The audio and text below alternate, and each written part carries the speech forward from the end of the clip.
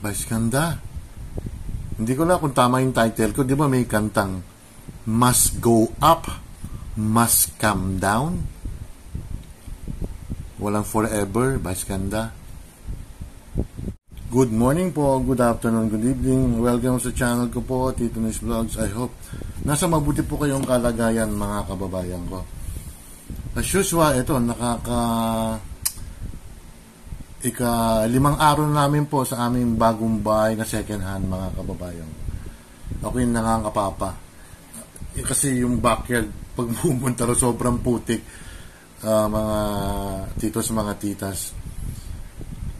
Magkaroon lang ako ng pera, paggagawa ko ng bodega dahil yung mga gamit namin, ako, hindi sa pagmalalaki talaga, napakaraming gamit, mga kababayan ko. So, shoutout dyan sa mga batang-bata dyan, ha. May freedom of expression po tayo. May kalayaan po tayo magsalita po. Lamang po, sa Constitution is hindi absolute nga po. Tayo minsan baka nakaka-insulto tayo, mga kababayan ko. Ang joke naman talaga ni Vice ganda sometimes very offensive na, mga kababayan ko. Hindi na nakakatuwa. Kaibigan naman niya ang mga Duterte, mga kababayan ko, yung mga nakaraan taon. Pumupunta pa siya sa Davao para bisitahin ang mga Duterte. Nagpapapicture pa nga, mga kababayan ko. Gines pa niya si dating Pangulong Duterte sa Ganda Gabi Vice. And then suddenly, nawala lang yung ABS. Or sa bagay, nakaraan na yan eh. Ito, mga kababayan ko, yung pinagsasabi ni Vice ganda. Ang apila ko lang, mga kababayan ko, yung mga ini-endorse ni itong Vice ganda nito, bakit hindi kayo naglalabas ng statement? Di ba? Insulto ang ginawa ni Vice ganda sa dating Pangulo. Yung isang burger chain dyan, international, malaking company kayo, worldwide kayo. Bakit hindi kayo naglabas ng statement? Hindi ba? Insulto yan sa tao. At yung isang local manufacturer ng corn beef dito or longganisa, bakit hindi kayo naglalabas? Hindi ko nababanggitin yung pangalan. Basta yung burger chain na yan paminsan-minsan lang ako kumakain dyan. Napaka-dry ng burger nila. Tago natin sa pangalang sorry. Hindi ba? Insulto nga. Nakakulong na nga yung tao, tapos iinsultuin mo pa. And then yan, yung isang araw, hindi ka pumasok, yung Monday. Wala akong pakialam sa inyo kung nag-aano ka. Sana naman, i-withdraw, i-cancel yung endorsement ng Vice gandang yan doon sa hamburger chain na yan, sa isang corn beef company at iba pang mga ini-endorse niya. Isisingit ko lang.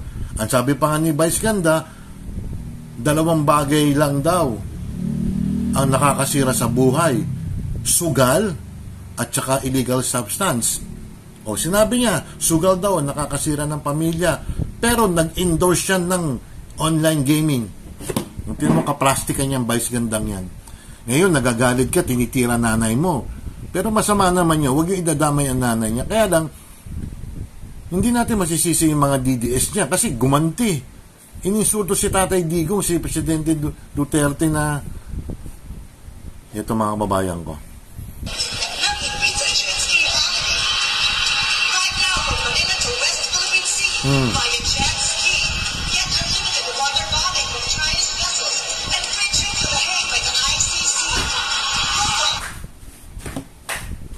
Tawa ng mga tao, grabe. Sabagay, siguro ano nga yan karapatan yan. Kaya lang ano sa ibang bansa, kilala niyo ba si anong pangalan nun?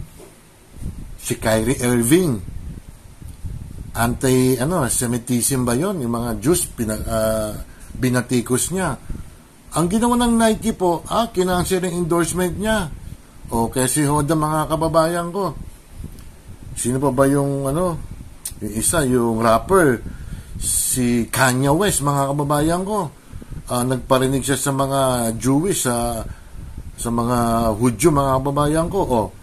Kinancel, mga babae ko, ng Adidas yung sponsorship niya, yung endorsement niya. Bakit dito sa bayan natin, mga kababayan ko, yung ini-endorse ito ni Vice Ganda, bakit wala man lang statement?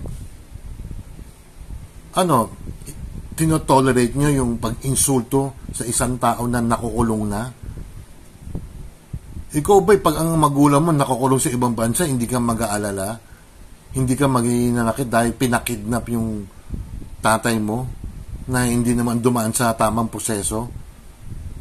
Tapos itong Vice Gandang to, akala mo kung sino. Walang forever Vice Ganda.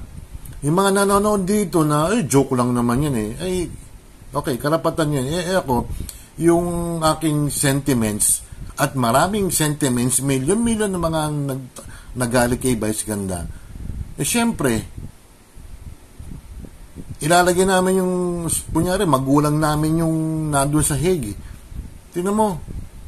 Tapos sasabihin pa yung isang yung spokeswoman ba yan ng PCO na lagi nagtatravel si Vice President Sara Duterte. Sino ba may kasalanan? Bakit nagbabiyahe si Pangulo 2028 pala, si VP Sara, bakit pupunta siya sa ibang bansa? Sino may kasalanan? Pinakulong niyo si Pangulong Duterte, mga kababayan ko. Illegal nga pag-aresto Kaya Vice Ganda, nako, hindi habang buhay nasa alapaap ka, unless na lang kung marunong ka mag-manage ng ng wealth mo, kung meron kang mga financial advisor. Pero yung ginawa mo, grabe ka. Yung kay Jessica Soho nga grabe yung pagbabastos yun. Babae siya, babae yung binastos niya na bebembangin ng mga marami. Pero hindi siya bebembangin kasi masyadong mataba raw, ganon. Hindi ka pinapatawad ni Jessica Soho dahil sa ginawa mo. Disrespect yun. May mga joke ka naman na magaganda na hindi nakaka-offend, pero may mga joke ka talaga na very offensive. Yung ginawa mo kay Jessica Soho at lalong-lalo niya kay Pangulong Duterte na nakukulong doon na walang kasama sa kulungan, ang layo sa pamilya, gumagastos pa ang mga kaanak ni Pangulong Duterte para madalaw lang siya, tapos iinsulto mo yung isang tao. Tapos yung isang akbayan, sino ba yun? Yung isang representative na akbayan na maganda raw ang ginawa ni Vice Ganda. Anong klaseng party list ka kung sino ka man tagilid nakakulong ang tao, tapos sasabihin mo, mabuti naman, hindi naman okay naman ang ginawa ni Vice Ganda, hindi naman nakaka-insulto yun. Nagsasuffer yung tao na maganda ang ginawa sa bayan natin. Although walang perpektong presidente, mga kababayan ko. Tapos ikaw naging anti-Marcos ka, and then suddenly dumalaw ka sa Malacanang, Miss Vice Ganda. Kaya yung iba nga sabi, i-boycott daw yung yung fast food chain na yan, i-boycott daw. Ano naman, maglabas na kayo ng statement. Gusto ko sabihin ko na yung si Mac, yung Big Mac na yan.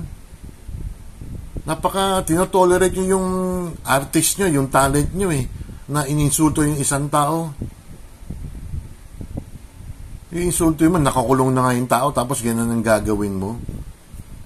Ngayon lang mga kababayan ko medyo maikli lang to. Hindi raw siya, nag-skip daw siya ng episode ng Showtime. Maybe nakonsensya raw. Wala akong pakaram sa'yo kung nakonsensya ka, Vice Ganda. Maski mag-apologize ka, dadami sa spindan. Loko-loko ka. Yun lang mga babayan ko, shoutout dyan sa mga kaibigan ko. Kung PKK Vice, wala akong pakialam. Kanya-kaya tayo ng take Pero sa ginawa niya, disrespectful sa isang 80 anyos na tao na naglingkod sa bayan natin. So, pinopromote mo pa ang sugal, Sabi mo, nakakagulo ng buhay yan, nakakawasak ng buhay. Sugal at saka illegal substance. Suddenly, nag-endorse ka ng hypocrisy ang ginawa mo, Vice Ganda. Hindi ko titry ng nanay mo, ako'y ginagalang ko mga magulang. Pero yung ginawa mo, that is so very disrespectful. Moron. Salamat po, ingat. Bye.